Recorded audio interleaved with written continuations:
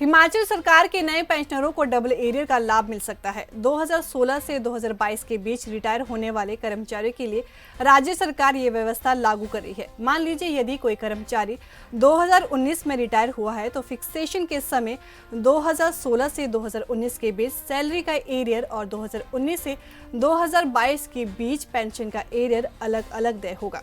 राज्य के कोषागार विभाग ने इस बारे में स्पष्टता के लिए वित्त विभाग से जानकारी मांगी थी और ये अनुमति दे दी गई है।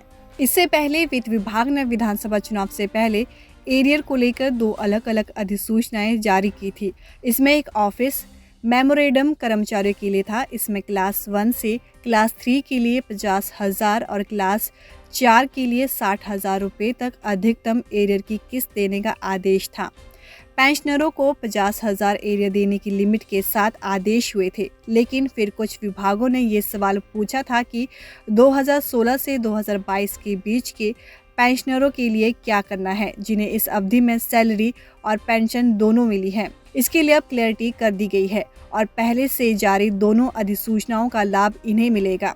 हालांकि 2016 के बाद रिटायर हुए कर्मचारियों की पेंशन की फिक्सेशन में भी देरी हो रही थी और पेंशनरों के साथ हुई जेसीसी में भी ये मामला उठाया गया था। इसके बाद राज्य सरकार ने एजी ऑफिस से भी मामला उठाया था और आग्रह किया था कि स्टाफ की संख्या बढ़ाकर ये मामले क्लियर किए जाएंगे। इसके बाद पेंशन की फिक्सेशन में कुछ तेजी आई है। दरअसल इस बीच एनपीएस कर्मचारियों की फैमिली पेंशन को लेकर भी नोटिफिकेशन हो गई थी। इस कारण एजी ऑफिस के स्टाफ को एक साथ 2 कामों में उलझना पड़ा।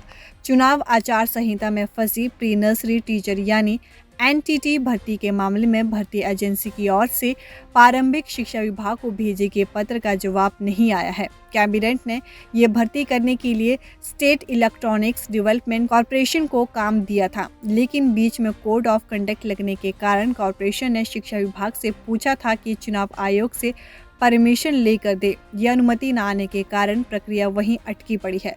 इस मामले में एनटीटी डिप्लोमा 2 साल का लेना है या 1 साल का, इस बारे में भी स्थिति साफ नहीं हो पाई थी।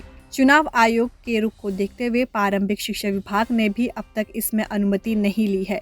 इसलिए 8 दिसंबर को चुनाव नतीजे सामने आने के बाद ही इस बारे में कुछ फैसला होगा। यदि जनादेश विपक्षी दल कांग्रेस के हक में रहा तो पूरी प्रक्रिया ही रद्द होने के आसार भी है, क्योंकि कांग्रेस पहले ही पिछले 6 महीने के फैसले रिव्यू करने का ऐलान कर चुकी है।